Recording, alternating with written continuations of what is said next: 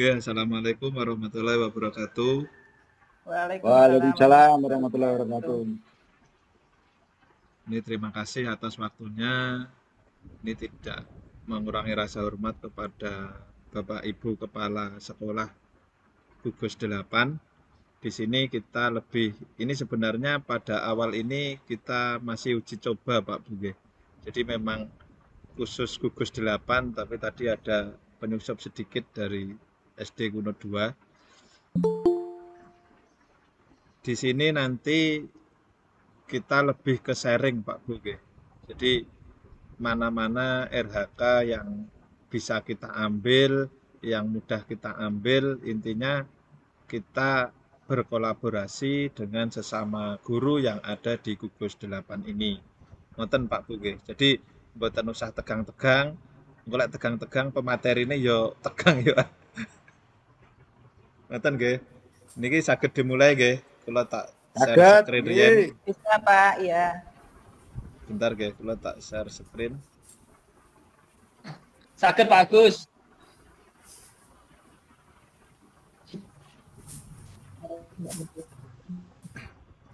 Sampun muncul Pak Bu nggih.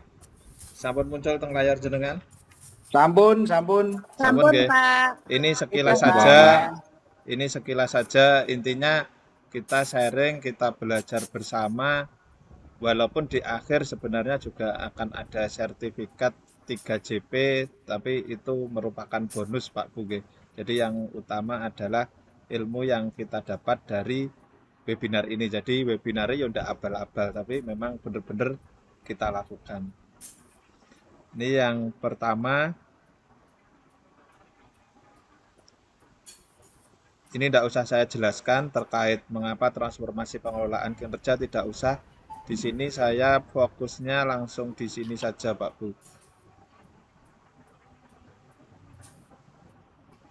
Nah ini kalau yang dulu, ini terlihat Pak Bu ya, jalan nggih.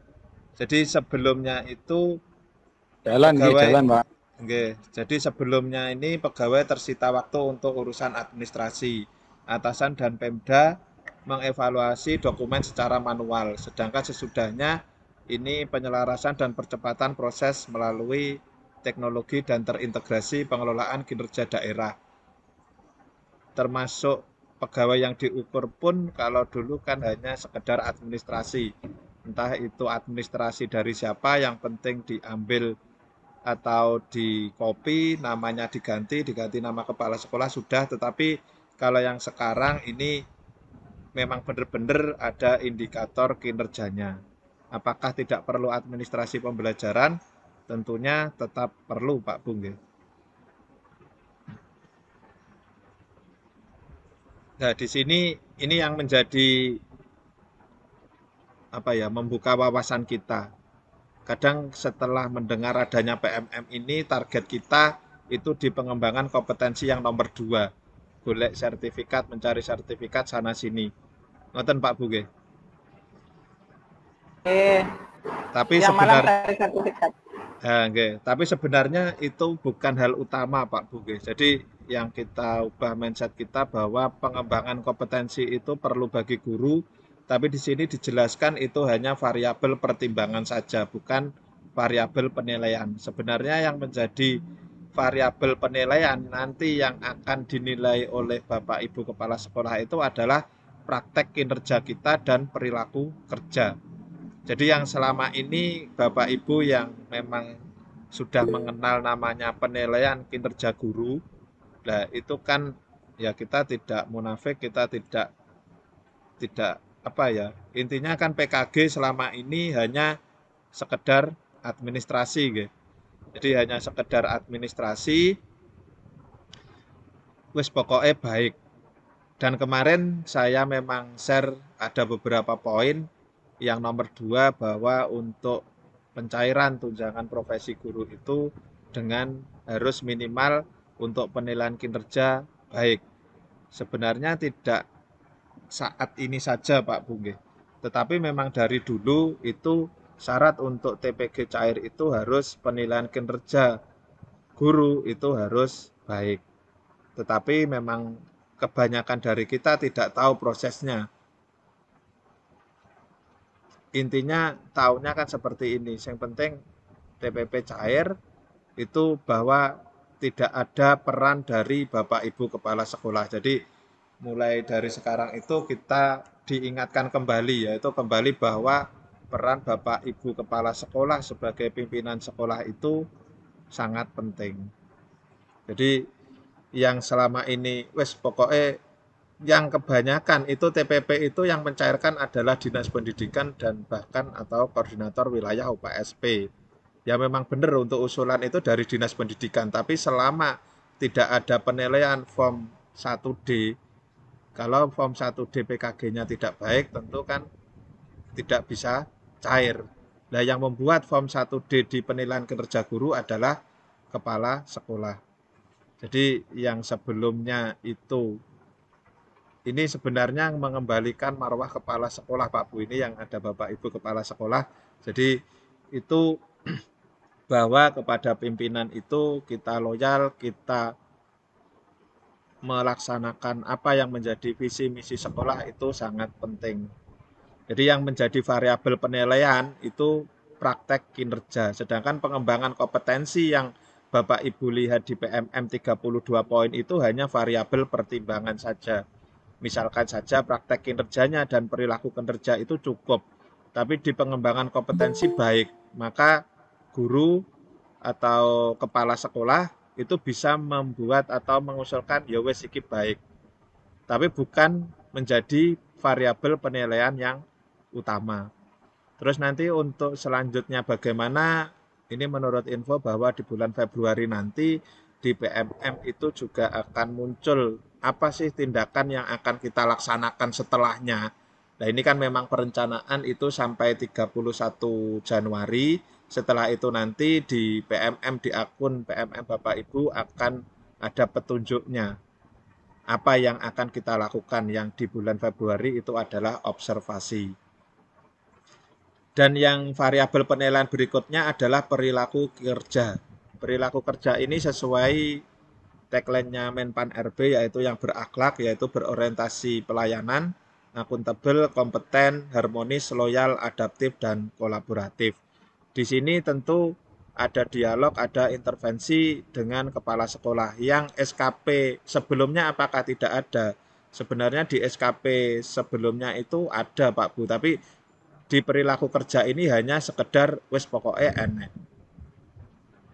Kemarin pada saat saya melihat coaching klinik juga bahwa perilaku kerja ini memang harus dinilai oleh kepala sekolah demi terwujudnya visi misi sekolah. Jadi yang dulunya SKP itu hanya untuk kepentingan pribadi, misalkan untuk yang ASN untuk naik tingkat, untuk pencairan TPG, kedepannya tidak hanya itu, tetapi penilaian kinerja ini akan digunakan sebagai bagaimana cara kita memajukan organisasi kita atau sekolah kita. Jadi yang sebenarnya setiap Bapak Ibu guru itu juga harus mempunyai visi misi yang tidak bertentangan dengan visi misi sekolah. Jadi nanti misalkan ini sekedar berbagi info saja. Terus bagaimana untuk penilaian kepala sekolah ke guru tentang perilaku kerja ini? Lah tentunya kan nanti Bapak Ibu sudah memilih perilaku kerja. Setelah itu kan ada dialog. Dialog itu ya nanti kalau Bapak Ibu guru memilih seperti ini, itu nanti kepala sekolah kan juga punya intervensi Pak Bu. Jadi kepala sekolah punya wewenang di sana, kalau mengambil ini saya punya target seperti ini. Namanya kita kerjakan juga untuk memajukan organisasi kita atau sekolah kita.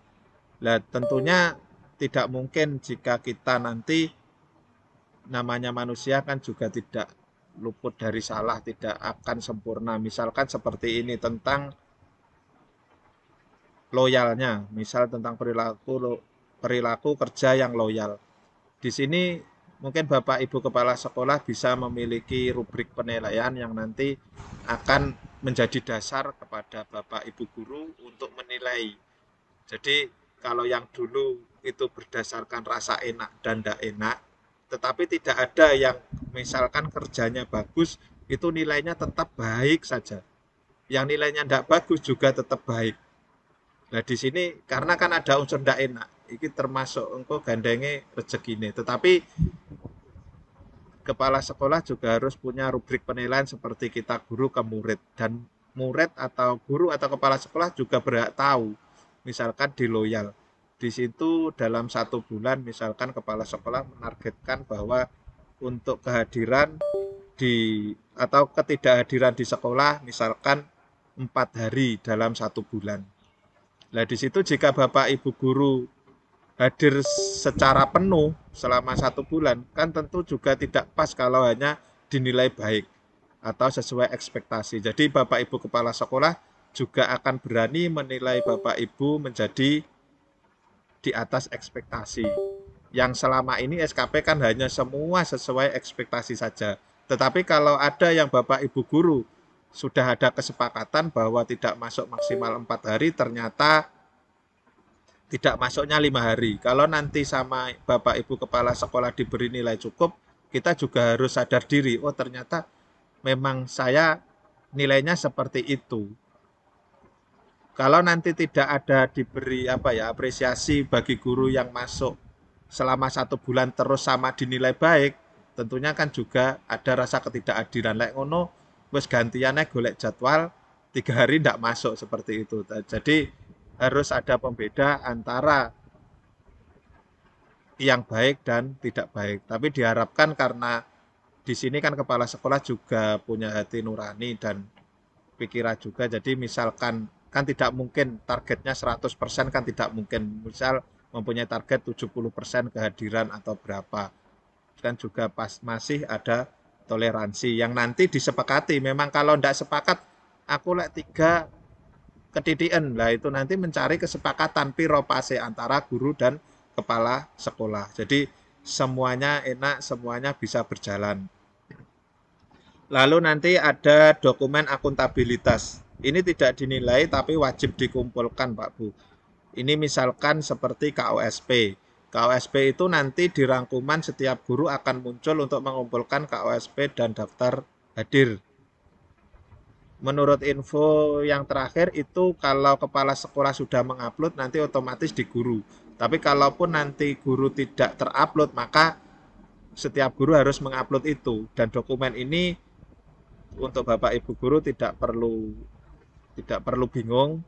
Nanti dokumen KOSP dan daftar kehadiran ini untuk kepala sekolah pasti sudah mempunyai. Jadi tinggal nanti di-share, tinggal di-upload bareng-bareng. Tentunya selain dokumen itu, di sini kalau menunjukkan akuntabilitas pegawai dalam melakukan kinerja sesuai tugasnya. Nah, tentunya kalau sesuai tugasnya Malah rasa gede. Sopo lho.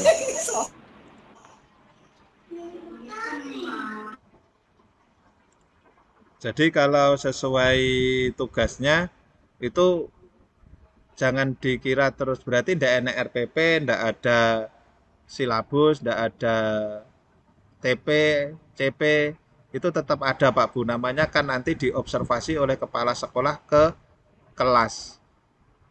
Namanya supervisi. Kalau tidak ada supervisi terus tidak ada yang disupervisi, iki RPP ne endi, iki alur tujuan pembelajarannya endi, kan juga tidak pas. Jadi untuk itu ya tetap kita sebagai guru, sebagai bukti akuntabilitas kita harus menyiapkan. Seperti itu Pak Buge.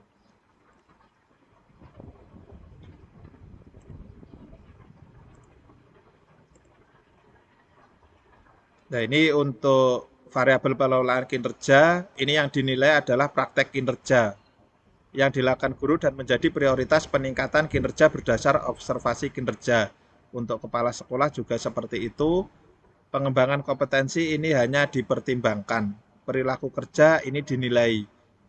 Akuntabilitas ini dikumpulkan di sini dijelaskan untuk guru, kurikulum operasional satuan pendidikan, KOSP, SK, tugas tambahan, kehadiran di kelas. Untuk kepala sekolah ini tentunya untuk menunjukkan akuntabilitas kepala sekolah di sini dijelaskan kurikulum operasional satuan pendidikan, perencanaan program sekolah, pelaporan program sekolah dan kehadiran di sekolah. Jadi kehadiran di sekolah ya absen yang biasanya Bapak Ibu tanda tangani.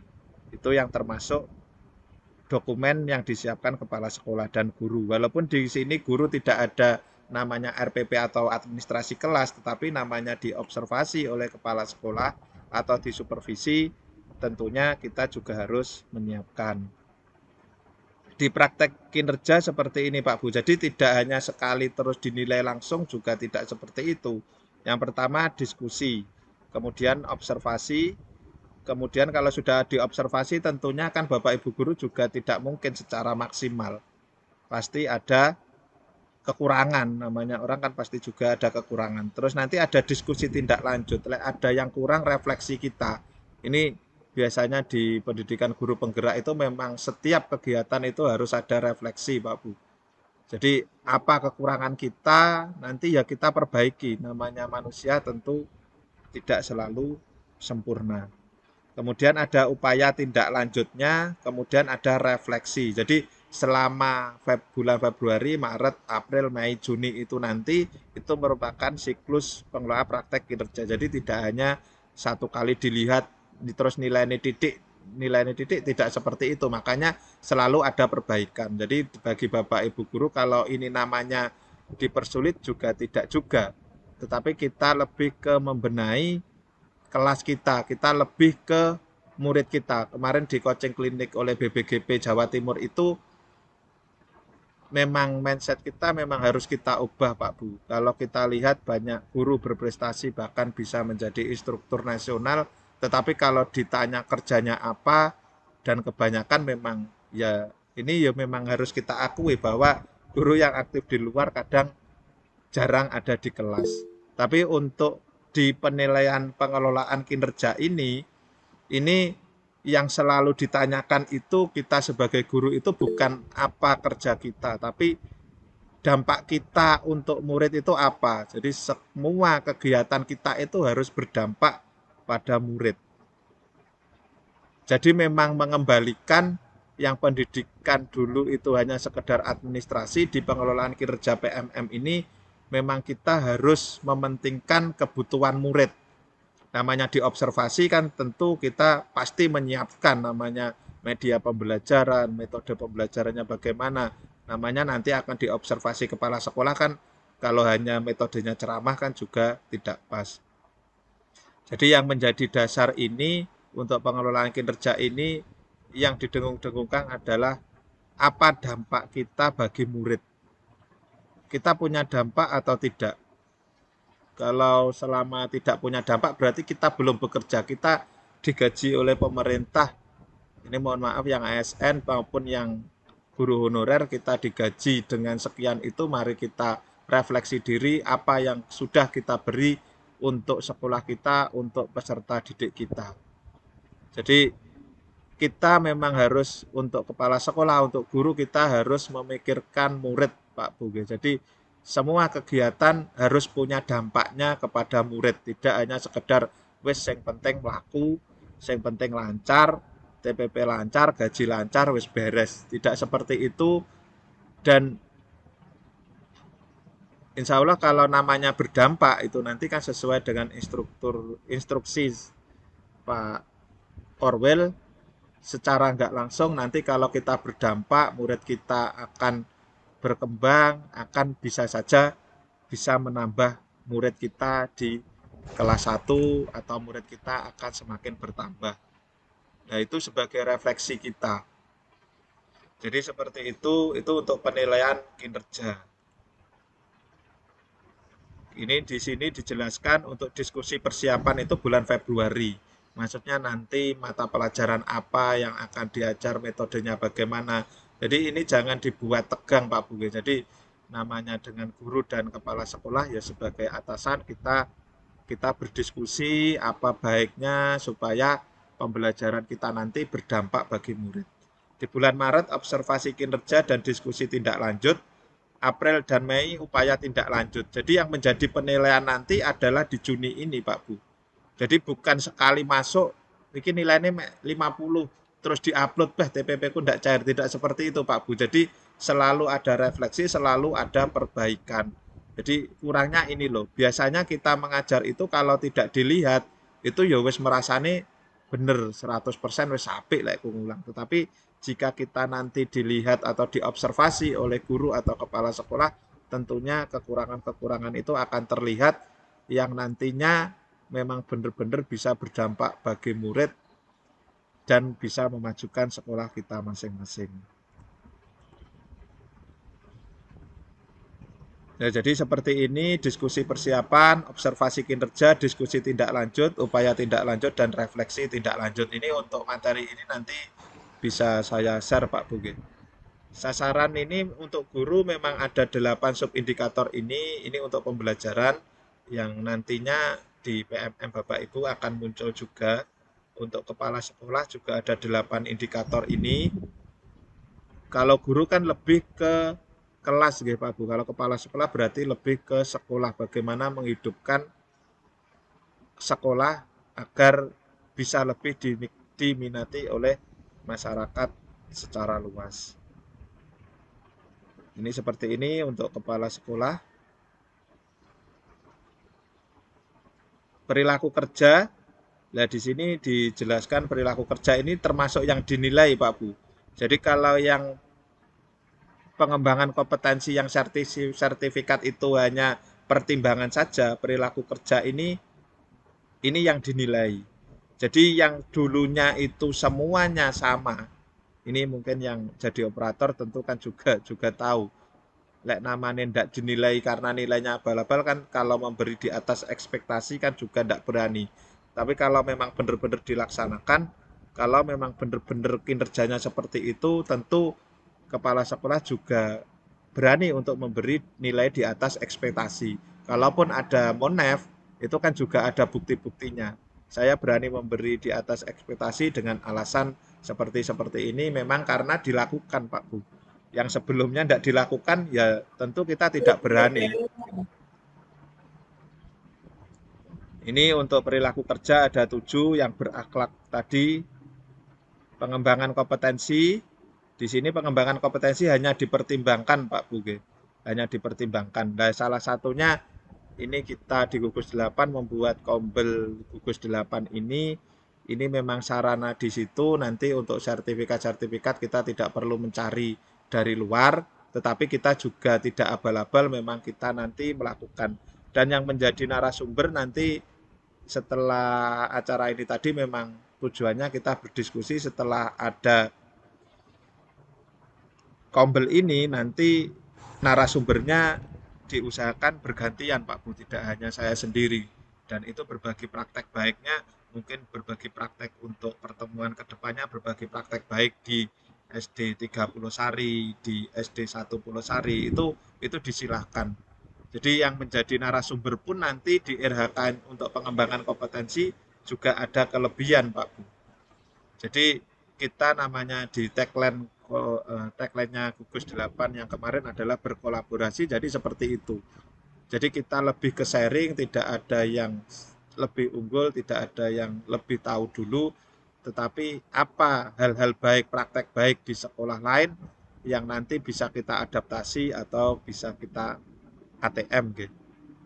Jadi itu sangat penting. Jadi menjadi narasumber pun memang kita nanti diusahakan semuanya akan belajar. Kemarin sampai ini untuk sementara karena masih awal, masih uji coba, ini belum melibatkan unsur semua sekolah, tapi nanti ke depannya akan kita libatkan yang yaitu ya berbagi praktek baik.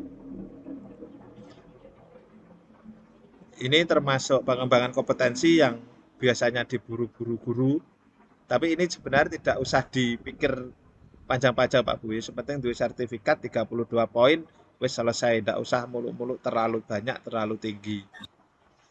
Pelaksanaan kinerja di sini juga seperti ini, dokumen akuntabilitas, rencana kerja tahunan, rencana RKS, ini tentunya untuk kepala sekolah. Nah di sini seperti yang disampaikan oleh BBGP kemarin, saya merujuk di situ, itu siapa sih yang menilai angka kredit yang dulunya yang menilai angka kredit itu adalah guru-guru di dinas pendidikan, pilihan dinas pendidikan yang pangkat golongannya mungkin sudah ahli media ke atas 4C, 4D seperti itu. Tapi di pengelolaan kinerja PMM ini yang menentukan angka kredit itu adalah kepala sekolah. Jadi kepala sekolah pewenang itu sampai kemarin dibilangkan bahwa kepala sekolah ini punya powerful, punya power, tetapi juga kita harus punya rem juga sebagai kepala sekolah, yang Bapak Ibu kepala sekolah, kalau kita terlalu ke super power nanti bisa jadi bumerang bagi Bapak Ibu kepala sekolah. Jadi nanti kalau nilai akhirnya sangat baik, ini untuk yang ahli pertama misalkan atau ahli muda itu kan koefisien angka kredit tahunannya 25. Kalau baik selama ini kan hanya baik, jarang yang berani memberi sangat baik. Tapi kalau nanti kinerjanya memang sangat baik, berarti ya 25 dikali 150%. Nah ini yang makanya nanti untuk naik tingkat itu bisa cepat, bisa lambat seperti ini. Yang biasanya mungkin dulu 3 tahunan karena hanya baik, kalau nanti semua sangat baik tentu kan tidak ada 3 tahun sudah bisa naik tingkat. Dan bagi Bapak Ibu guru yang P3K kemarin juga disampaikan juga bisa saja nanti sebagai dasar untuk perpanjangan kontrak Bapak Ibu. Jadi ya kita semuanya harus melaksanakan, dan bagi Bapak Ibu guru honorer tentunya pengelolaan kinerja ini untuk memperbaiki mutu sekolah kita, untuk memperbaiki sawah kita. Kalau sekolah kita maju, sekolah kita bagus, tentunya banyak masyarakat yang akan menyekolahkan di sekolah kita. Jadi ini memang peran serta kita bersama, perlu kesadaran bagi semua unsur atau anggota sekolahnya, maksudnya warga sekolah mulai dari guru, kepala sekolah, masyarakat, murid itu memang harus berkolaborasi. Jadi memang dalam kepegawaian ada unsur PNS, P3K, ada honorer, tapi tanpa ada satu unsur itu pun kita juga namanya tubuh, kalau tidak ada kaki, tidak ada tangan, tentunya kan juga tidak akan maksimal. Jadi sekolah kita ibaratkan perahu yang akan berlayar, kita bersama-sama, jika ada kebocoran sedikit-sedikit di perahu, kita bisa bahu-membahu bagaimana cara membenahinya.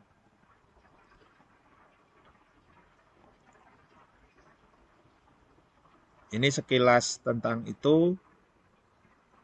Ini untuk materi sampai di sini. Yang untuk selanjutnya ini langsung dipraktek Pak Buge. Adakah yang sudah diajukan ke kepala sekolah dari Bapak Ibu? Wonten napa mboten Pak Bu? Saya belum, Pak. Belum. Atau dari sini dulu, mungkin di materi ini ada pertanyaan, ada masukan yang kita diskusikan sebelum kita ke praktek atau lanjut. Pripun Pak Bu? Kok mau wendel ya? Pakai tilem satu ya. Pripun Pak Bu?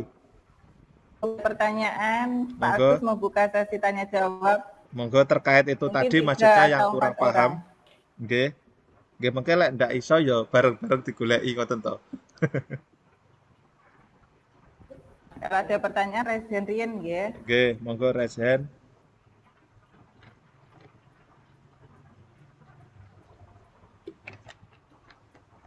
Aman. Tidak ada nggih. Memang kaya sing rasen sapa ya? Sing rasen Mas apa? Kepijet wau, Pak. Kepijet. Ah iya toh. Nggih, lek sampun berarti dilanjutkan mawon nggih. Mengke wektune gen boten anu dilanjutkan iki yang Monggo, terkait. siap. Kedap kula share screen malih.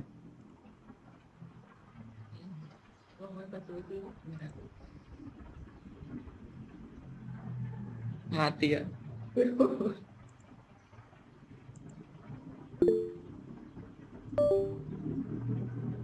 Nah, Pak Udin, monggo Pak Udin. Pripun, ada pertanyaan, Pak? Rasen Ini yang on cam kok cuma sedikit Pak Agus. Pripun? Yang on cam kok cuma sedikit ini ya on cam. tak kira tekok materi Pak Ujan. Oke, monggo sing on cam. Wes tak buka, Pak.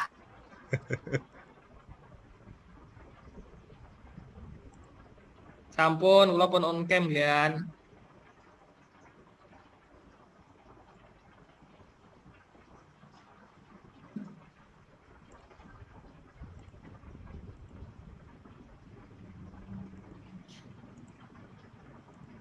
Pripun pun muncul, Pak? Pak Bu muncul? Ampun. Muncul nggih? Di beranda Nggih, sing muncul. Merdeka Mengajar nggih? Nggih. Lek ne sampun sing sesuai materi kemarin di BLK itu kita klik pengelolaan kinerja nggih. Nah, jadi yang mungkin kemarin terlewatkan itu kan di praktek pembelajaran. Nah, kita lebih fokusnya kan kemarin di pengembangan kompetensi, bahwa yang seperti yang saya jelaskan tadi, untuk pengembangan kompetensi itu hanya dipertimbangkan. Pamane iki kurang, pengembangan kompetensi ini kok apik, itu baru bisa mengangkat nilai baik. Kalaupun praktek pembelajaran baik, tugas tambahan perilaku kerja baik, pengembangan kompetensi saya sangat baik, nanti bisa saja diajukan ke sangat baik. Jadi itu hanya sebagai pertimbangan saja, Pak Bu. Nah, di sini ada beberapa, ini saya mengulang sebentar. Kalau untuk Bapak Ibu Kepala Sekolah tentunya tidak muncul warna ini, Pak G. Warna oranye, warna kuning, warna hijau, warna merah tidak muncul. Tapi bagi Bapak Ibu Guru itu akan muncul.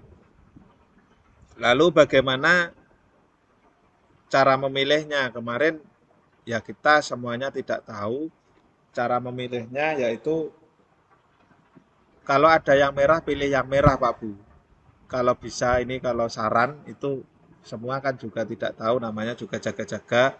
Itu untuk memilihnya itu diratakan. Maksudnya jika ada guru 10, berarti kalau yang merahnya yang kuning atau merahnya ada 5, berarti setiap indikator ini dipilih oleh 2 guru. Kalau ditanya, iki kok angel, iki penak. Ini sebenarnya nanti ada petunjuknya juga, ada petunjuknya. Kalau memilih penerapan disiplin positif itu bagaimana? Kalau memilih keteraturan suasana kelas itu bagaimana? Nah, dari situ kembali lagi kalau kita sudah jadi guru tentunya di semua 8 indikator ini bisa. Lalu kenapa dulu nilai kita di rapor mutu yang 8 indikator ini merah atau kuning? Nah, itu kan diambil dari survei lingkungan belajar kita dulu. Nah, kita tidak tahu mana yang berpengaruh di situ. Tapi kita harus meyakini bahwa ternyata kalau kita merah di poin itu atau kuning di poin itu, berarti di kelas saat pembelajaran itu masih kurang, Pak Bu. Contohnya seperti ini, saya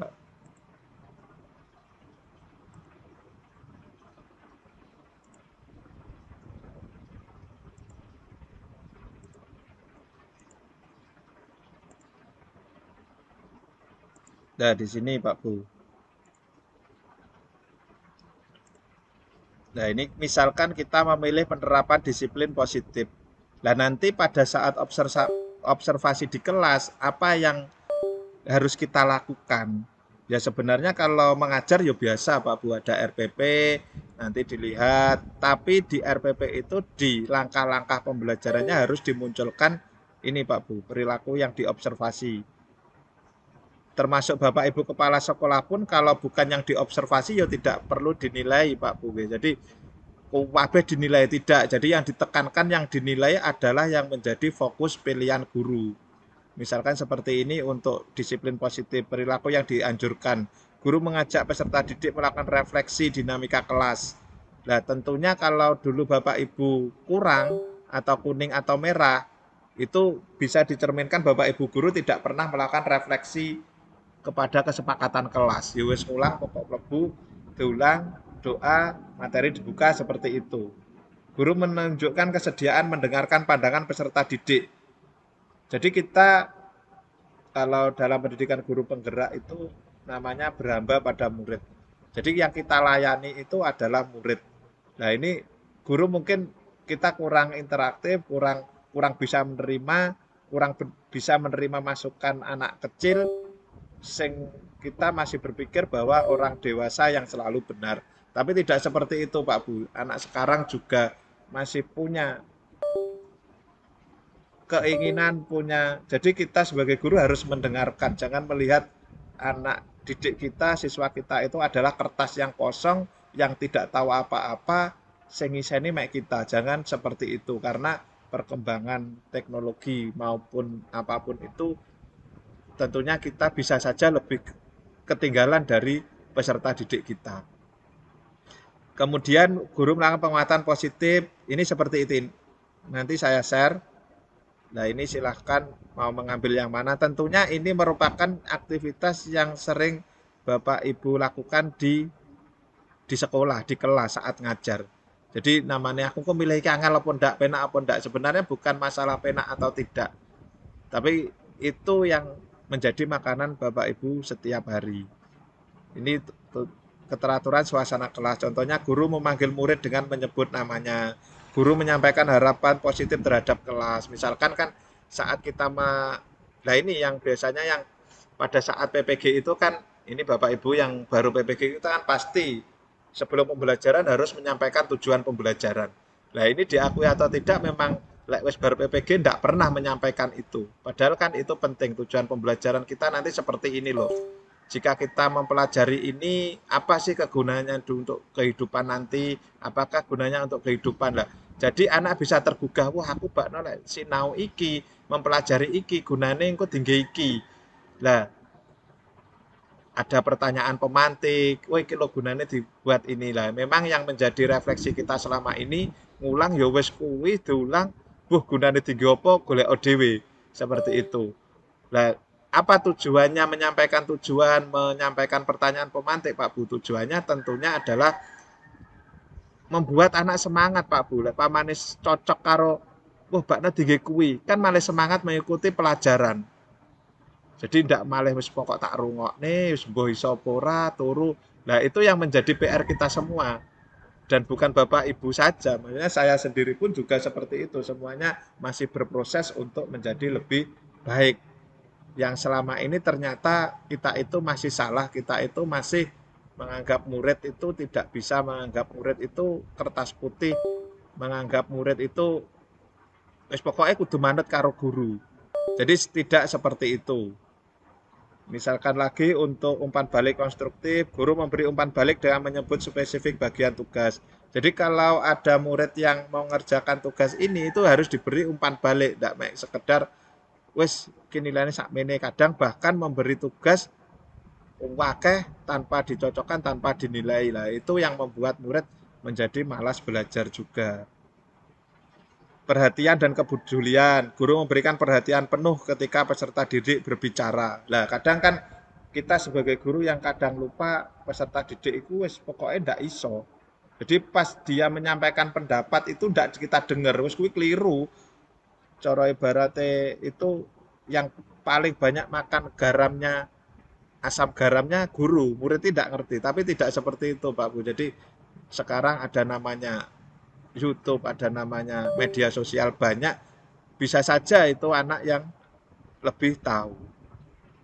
Ya memang zamannya seperti itu. Ekspektasi pada peserta didik, guru menyampaikan cita-cita masa depan yang bermakna bagi peserta didik. Nah, jadi kalau dalam memang mindset kita harus kita rubah. Kadang kan ada namanya tipe-tipe guru.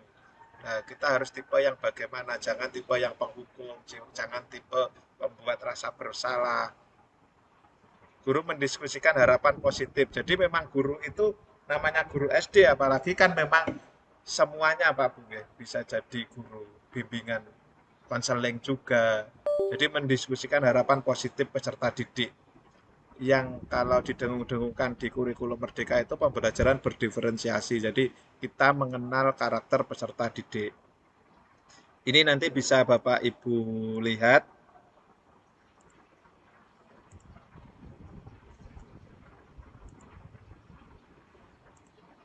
Nah, ini dipilih salah satu saja Pak Bu.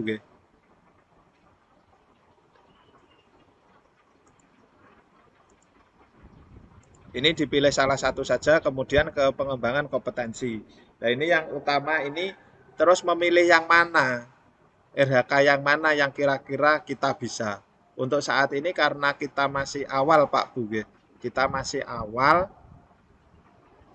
yang paling mudah kita laksanakan yaitu pada pilihan yang ke-1. Ini saya hapus dulu. Yang pilihan ke-1 Pak Bu, meningkatnya kompetensi melalui peran sebagai partisipan kegiatan lokakarya, konferensi, simposium, dan atau studi banding lapangan yang diselenggarakan di bidang pendidikan. Ini satu kegiatan setara 4 poin. Contohnya bagaimana Pak Bu? Contohnya seperti ini. Ada webinar 3-4 JP, itu nilai setara 4 poin. Makanya dari itu, kita dari gugus 8 kan mencoba untuk itu supaya bisa memenuhi target dari Bapak Ibu. Di sini misalkan, ini 4 poin itu satu kegiatan. Misalkan saja di gugus 8 ini satu bulan bisa melaksanakan 1 kali. Berarti sampai Juni kan bisa 6 kegiatan. 6 kegiatan ini 24 poin. Ini yang diselenggarakan KKG gugus loh Pak Buge. Belum yang diselenggarakan oleh komunitas belajarnya sekolah. Kemarin saya dapat rujukan juga untuk komunitas belajar sekolah itu tidak harus berbasis webinar Pak Bu. Jadi hanya sekedar seperti rapat 1 jam, 1,5 jam, yang isinya narasumbernya nanti dari guru-guru di sekolah itu. Jadi tidak harus webinar. Buktinya apa ya, nanti komunitas Bapak Ibu di sekolah itu bisa didaftarkan di DPMM. Kalau yang dulu itu agak sulit, ini mudah mendaftar di PMM. Sekarang mudah, syaratnya harus Bapak Ibu yang menjadi penggerak komunitasnya itu harus lulus, atau bukan lulus, harus sudah unggah aksi nyata kurikulum merdeka. Tadi di sekolah kami juga mengajukan itu dan ternyata ya juga mudah, langsung bisa jadi. Jadi tidak harus melakukan webinar seperti rapat. Misalkan berbagi praktek baiknya bagaimana? Misalkan guru kelas 1 bisa membuat bunga. Nah itu kan bunga yang mungkin sebagai apa ya, kerajinan lah. Itu disebarkan ke Bapak Ibu guru yang lain. Nah itu dari kepala sekolah nanti mengumpulkan seperti rapat, Bapak Ibu guru terus mendengarkan dari narasumber itu, dan nanti bisa diterbitkan sertifikat. Yang tanda tangannya siapa? Ya ketuanya komunitas. Kalau di sekolah karena SD ya ketuanya kepala sekolahnya. Jadi ditandatangani, dan itu sudah setara 4 poin. Maksudnya sudah setara yang tanda tangan kepala dinas. Jadi diakui dan didaftarkan dulu di PMM. Walaupun tidak didaftarkan di PMM sebenarnya bisa. Tapi wong di PMM saja mudah, lebih baiknya juga didaftarkan. Jadi yang lebih mudah dipilih ini saja Pak Buge. Ini kalau 6 kegiatan, kalau dirasa banyak, tapi kalau dirasa sedikit juga tidak, ya ada betulnya juga. Misalkan ini sudah 1, mungkin di komunitas sekolah setiap bulan bisa mengumpulkan, bisa membuat, kan sudah bisa tercapai. Apakah memilih RHK yang lain tidak boleh? Boleh Pak Bu, tapi kalau nanti kita kesulitan memilih, untuk bukti dukungnya kita kan malah repot. Jadi ini yang memang kami sarankan untuk memilih yang ini saja sebagai kegiatan seminar. Terus untuk yang kedua, ini yang disarankan lagi yaitu yang 8 poin. Ini yang 8 poin yang meningkatnya kompetensi melalui peran sebagai peserta kegiatan pelatihan atau bimbingan teknis yang memperoleh sertifikat di bidang pendidikan, kebudayaan, riset, dan teknologi. Ini yang kemarin seperti di BLK. Itu karena kan durasinya 32 JP itu 2-3 hari. Jadi setara 8 poin. Ini kalau Bapak Ibu guru bisa dalam 1 semester ini bisa 2 kegiatan enggak apa-apa. Tapi kalau kok enak-enak enggak ya sing 32 JP. Kalau masih ragu, ini 1 saja, yang ini tadi 6, ini sudah pas 32 poin. Itu bisa dipilih. Jadi yang pertama itu yang poinnya yang mudah-mudah, seminar. Seminar yang 3-4 JP yang komunitas kita juga bisa melaksanakan, dan harapannya setiap bulan nanti ada kegiatan seperti ini yang narasumbernya saya harapkan bisa bergantian dari sekolah lain di gugus kita. Terus ini untuk RHK yang kedua yang 8 poin ini bisa. Tapi kalau masih ragu, engko dua enek workshop apa enggak, itu pakai satu kegiatan saja. Dan ada yang lain Pak Bu, ada yang lain di sini, tapi ini masih ke rencana untuk semester ini yang 1-2 ini saja diharapkan. Jadi untuk semester ini karena 31 sudah harus diajukan, jadi yang 1 dan 2 saja Pak Buge. Tapi untuk semester kedepannya ini sebagai gambaran, itu ada ini Pak Bu.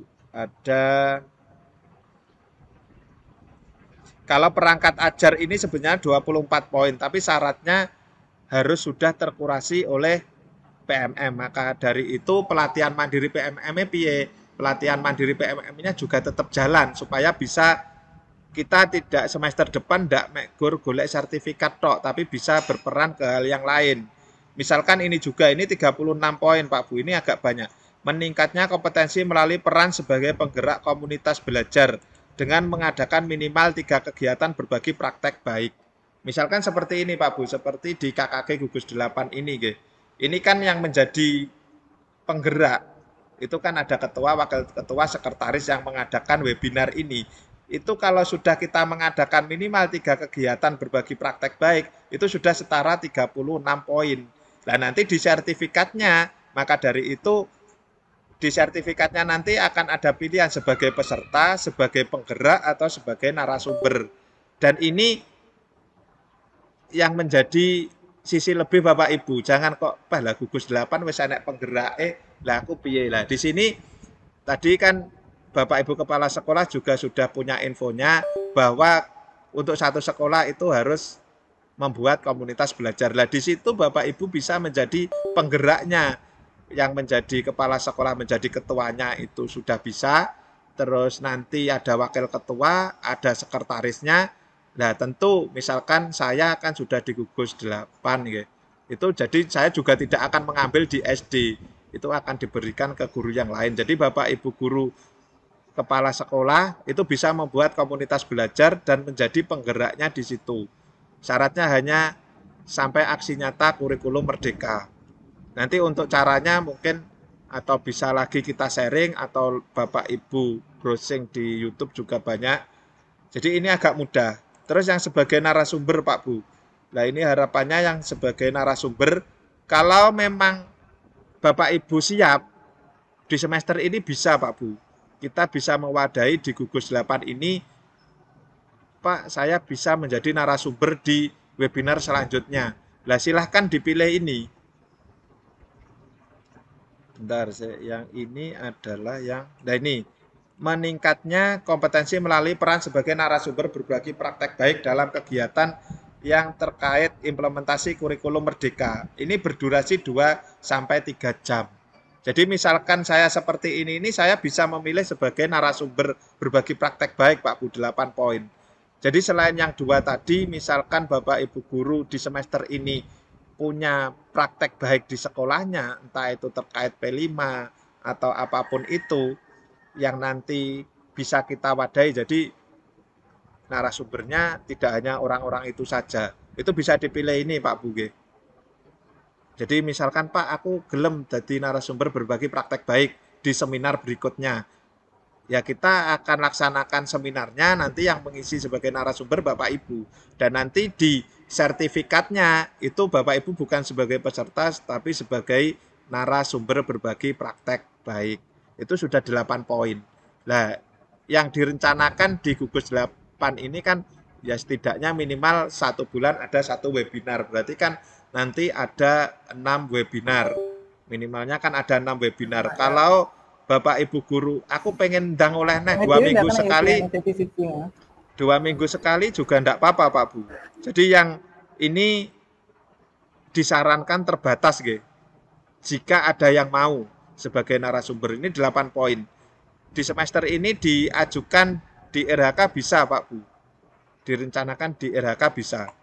Atau yang alternatif tadi sebagai penggerak komunitas 36 poin, ini juga bisa, tapi komunitasnya lingkup sekolah. Tapi Bapak Ibu guru harus sebagai penggerak komunitasnya. Harus sebagai penggerak, tidak jadi penggerak. Namanya penggerak berarti nanti bagaimana kita mengemas untuk melaksanakan webinar atau berbagi praktek baik secara luring. Jadi seperti itu. Dari sini ada yang ditanyakan Pak Bu terkait RHK. Ini yang hal-hal yang mungkin bisa kita laksanakan. Oke, Pak Bayu. Monggo.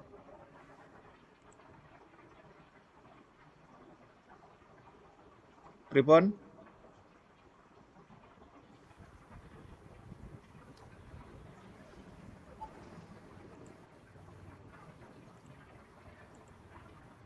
Kalau Pak Bayu nggak tanya, saya aja Pak Agus Oke. yang tanya ya. Oke, monggo Bu. Jadi indikator itu kan ada beberapa indikator yang merah kan, Oke. ada 3 seumpamanya. Iya. Berarti itu satu guru itu milihnya satu gitu sampai yang merah itu terpilih semua. Iya Bu, seperti itu. Jadi Oh, berarti nanti anunya nggak sama ya itunya, apa itu RHK-nya? RHK yang depan ya enggak sama Bu. Tapi enggak usah risau, enggak usah takut. Engko lek ra padha sapa contoh aku, jangan seperti Ya, itu. betul Namanya maksudnya. kita kan kolaborasi ya saling membantu. Kalau yang praktek kinerja itu kan dalam bentuk RPP Bu nggih. Walaupun Ya. Bapak Ibu milih sama disiplin positif, lek kelasnya beda kan ya beda di RPP-nya. Kan ya enggak padha plek, kecuali memang di sekolah swasta atau sekolah yang mempunyai rombel Bu. Punya rombel kelas 4 3 kelas, milih sama RPP ini podo bisa. Tapi kalau sekolah di gugus kita kan rata-rata hanya satu rombel saja. Jadi walaupun milihnya sama itu, dan nanti di RPP-nya kan juga beda-beda Bu. Ngoten. Oh gitu ya. Oke. Berarti ya kan. Monggo yang lain mungkin. Enggak ada. Enggak ada, lanjut nggih. Pripun? Terkait RHK yang 32 poin tadi jelas nggih. Misal Bapak Ibu di semester ini ingin menjadi narasumber di webinar ini, nanti bisa memilih yang ini Pak Bu nggih, 8 poin. Ya nanti tetap kita fasilitasi dari situ. Aku wis kadung milih sebagai narasumber, tapi konsekuensinya nanti ya memang benar-benar melakukan sebagai narasumber. Seperti itu. Ini 8 poin. Jadi tidak hanya saya atau yang penggerak saja yang mengisi sebagai narasumber. Dan narasumber ini sebenarnya bebas Pak Bu, tidak hanya dari sini saja. Pripun lanjut nggih? Lanjut kayaknya Pak, nggak Oke, ada yang berarti ke bertanya. tugas tambahan. Tugas tambahan ini sebenarnya opsional Pak Bu. Jadi bisa diisi, bisa tidak. Tapi namanya guru masuk enggak punya tugas tambahan. Nah, di sini yang paling memungkinkan bisa dilaksanakan adalah pembina ekstrakurikuler. Pembina ekstrakurikuler. Laporannya ini disertai SK. Jadi ada surat tugas dari kepala sekolah, ada laporan. Laporannya nanti ya juga berisi tentang program kerjanya, daftar hadirnya, dokumentasi kegiatan. Nah, di sini yang menjadi titik tumpu kita bahwa yang sebelumnya tugas tambahan itu hanya di atas kertas, aku tugas tambahan ekstrakurikuler pramuka, ya wis pramuka, tapi tidak ada daftar hadir, tidak ada program kerjanya. Nah, di sini kita sebagai guru memang tujuannya PMM ini untuk memajukan sekolah Pak Bu. Kita membantu kepala sekolah kita bagaimana sekolah kita maju. Dari hal apa? Tentunya kalau ada daftar hadir dari murid, tentunya kan kita menunggui siswa tersebut. Jadi pas latihan kita tidak hanya wis oleh pokok RHK-ne wis oleh, tapi kita juga punya kewajiban yang sebenarnya. Jadi misalkan pada saat ekstrakurikuler tari, kita sebagai pembina itu, jadi kita harus buat program kerjanya, daftar hadir ke siswanya. Dengan kita meminta daftar hadir ke siswa, ke murid, tentunya kita akan menunggui kegiatannya. Tidak mek sekedar wis enek pelatihnya tak tinggal, ora tak openi. Tidak, ya kita harus menunggui sampai memang benar-benar selesai dan nanti ditunjukkan dengan adanya daftar hadir murid. Kembali lagi ke yang disampaikan oleh Bapak BPGP bahwa kerja kita harus punya dampak kepada murid. yang paling utama adalah dampak. Jadi dampaknya ke murid apa? Tentu dengan adanya tugas tambahan ekstrakurikuler, misalkan ke pramuka atau reok kendang, dengan kita menunggui, dengan kita menemani walaupun kita tidak bisa nari, tidak bisa reok kendang, kan namanya pembira tidak harus bisa, kan ada pelatih. Jadi kita harus menunggui di sana, kita hadir di depan, di tengah-tengah murid. Dengan seperti itu kan kepercayaan wali murid juga akan bertambah. Wah, Mbak No gurune yo nunggoni seperti itu. Jadi inilah yang akan punya dampak kepada murid. Murid lek ditunggoni gurune kan juga seneng. Nah, itu berarti kita kalau sudah melaksanakan tugas tambahan ekstrakurikuler seperti itu, berarti kerja kita memang benar-benar berdampak. Yang selama ini sebenarnya juga banyak juga yang menunggui, yang bahkan sampai sore juga kembali juga banyak. Tetapi juga ada beberapa yang misalkan seperti itu. Jadi kita diingatkan bahwa kerja kita itu berdampak. Kita digaji oleh pemerintah itu harus berdampak pada murid. Tuh, jadi yang bisa dilaksanakan adalah pembina ekstrakurikuler. Monggo Pak Bayu. Nggih. Monggo. Untuk suara saya sudah terdengar. Terdengar, Pak. Sampun, Pak, dengan jelas. Nggih. Pripun? Hilang. Mungkin. Pak Bayu lanjut. Monggo. Mau sharing untuk yang poin pertama yang tadi RHK sebenarnya. Nggih. Di RHK yang pertama kita masuk tadi kan kita ngambil yang poinnya 4. Terus pemilihan RHK-nya boten yang ada ini.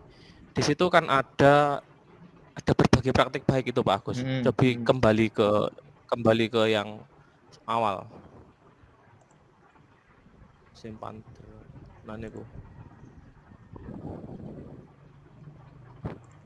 Yang ini. Oke. Nah, nggih. Itu boten yang bawahnya itu meningkatkan kompetensi melalui peran sebagai peserta berbagai praktik baik yang diselenggarakan Kombel. Yang kita pilih itu apa? Kan ini ada hubungannya dengan Kombel kita. Nanti kan juga linear dengan yang poin 8 sebagai narasumber. Okay. Sebagai narasumber dan penggerak Kombel. Okay. Pripun? Niki hanya saya sharing ke teman-teman, ke rekan-rekan yang lain, kita pilih yang ini. Kalau dibaca seperti ini kelihatannya kan nanti linear dengan yang bawah yang poin 8 yang sebagai narasumber. Itu terus untuk penggerak komunitas belajar itu kan juga linear. Kalau ada komunitas belajarnya ngoten nggih. Nggih. Poin yang ini yang kemarin sempat saya pertanyakan lah, kalau seperti ini kan sudah linear loh kita pelaksanaan kita di Kombel disesuaikan dengan kebutuhannya masing-masing. Ini ku kali menambahkan yang disampaikan Pak Agus tadi bagi rekan-rekan yang dari masing-masing lembaga nanti bisa membentuk komunitas belajar seperti yang disampaikan Pak Agus tadi. Terus nanti juga bisa merencanakan RHK-nya sebagai narasumber untuk semester ini yang poinnya 8 narasumber berbagi praktik baik tadi. Mungkin bisa dibagi seperti itu. Untuk kegiatannya jadi nanti poinnya mungkin bisa lebih dari 32, saya rasa tidak apa-apa juga. Nanti di akhirnya kan tetap mencapai 32 atau lebih kan nanti juga tetap bisa. Terus nanti mohon koordinasi untuk rekan-rekan yang berkenan untuk berbagi praktek baik sebagai narasumber nanti bisa ngelis ya nanti. Mungkin dari perwakilan masing-masing lembaga nanti bisa kita sharing untuk berbagai praktik baik. Mungkin bisa diambilkan dari materi apa niku P5-nya juga bisa.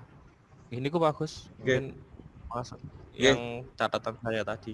Oke, terima kasih. Jadi ini bisa yang komunitas belajar ini Pak Bu. Meningkatnya kompetensi melalui peran sebagai peserta berbagi praktek baik.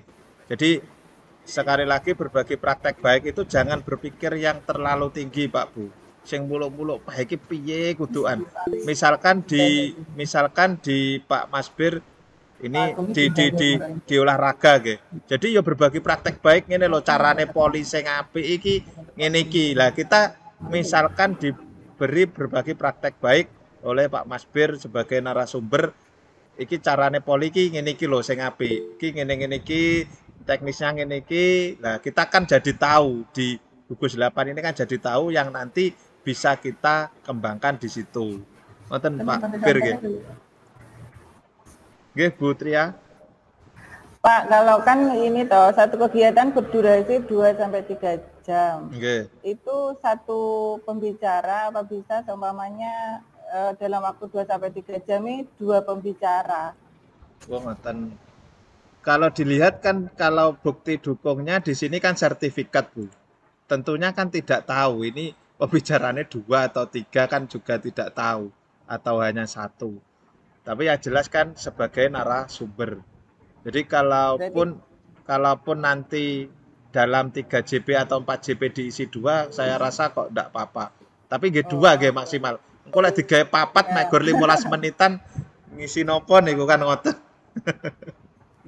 Jadi ya maksimal 2 narasumber saja kalau untuk 4 JP atau 4 jam pelajaran. Ngoten nggih. Jadi berbagi praktek baik ini tidak harus sing sulit loh Pak Bu. Jangan melihat yang atas-atas kudu sing ngene tidak, kudu baik, kudu pinter IT, tidak. Misalkan memang ada yang memang bener bisa tapi di IT kurang, itu kan bisa minta bantuan ke teman. Dan nanti bisa disampaikan ngene lo carane gawe kembang, ngene lo carane gawe gantungan di jendela. Seperti itu. Misalkan ngene lo berbagi praktek baik, misalkan mengajar media ajar yang bagus sih aku duwe iki lho, itu kan juga termasuk berbagi praktek baik. Ngoten nggih. Jadi tidak hanya yang sing kudu angel ndak harus. Misalkan di P5-nya, P5 saya ki ngene, misalkan seperti yang kemarin di Pulau Sari 4 pas saya lewat jalan dodolan apa Pak? Berbagi sayur nggih. Berbagi sayur. Lah tentunya kan piye to prosesnya, piye carane meyakinkan ke wali murid, piye carane kok wali murid bisa seperti itu. Lah itu kan bisa berbagi praktek baik juga. Jadi kita jangan berpikir terus wah kok malah nyaingi, jangan seperti itu, tapi kita berkolaborasi. Tentunya kan nanti tidak sama persis kegiatannya. Tentu bisa dikemas atau lebih dikembangkan. Ngoten Pak Bu nggih. Ampun. Niki untuk tugas tambahan ekstrakurikuler tadi ke perilaku kerja ini sebenarnya yang dinilai. Tapi juga tidak ada intervensi kudu milih ndi. Yang jelas ada tulisannya, ada penjelasannya, silakan dilaksanakan yang Bapak Ibu guru bisa. Menurutnya bisa aku iki iso nglakoni. Kan ada indikator perwujudan perilakunya piye, kan ada di bawahnya. Ini sampai 7 aspek ini diisi. Jadi tidak serta-merta terus iki kok akeh, iki kok anu ndak. Jadi memang bener-bener sesuai kemampuan Bapak Ibu. Dari sini ada pertanyaan untuk yang ini, mboten nggih. Lanjut ke rangkuman. Nanti di rangkuman sebenarnya ya rangkumannya dari yang kita pilih, tentu ada tambahan misalkan di sini KOSP. Nah, ini nanti kita lihat apakah kalau kepala sekolah sudah mengajukan guru tidak perlu atau perlu, tapi yang jelas untuk kepala sekolah sudah memiliki. Aspek kinerja pun juga seperti itu. Nah nanti kalau sudah memang benar-benar fix, bisa lanjut ajukan. Nah nanti tugas kepala sekolahnya untuk menyetujui dan kita menunggu Februari tampilan PMM kita akan seperti apa. Kalau menurut info nanti tampilannya ya seperti observasi, nanti akan ada petunjuk-petunjuknya lebih lanjut. Untuk sementara dari saya untuk PMM ini sudah. Monggo setelah ini diskusi, kalau dirasa memang perlu disilahkan, kalau memang sudah cukup kita akhiri. Untuk acara selanjutnya saya kembalikan ke moderator. Saya akhiri. Wassalamualaikum warahmatullahi wabarakatuh.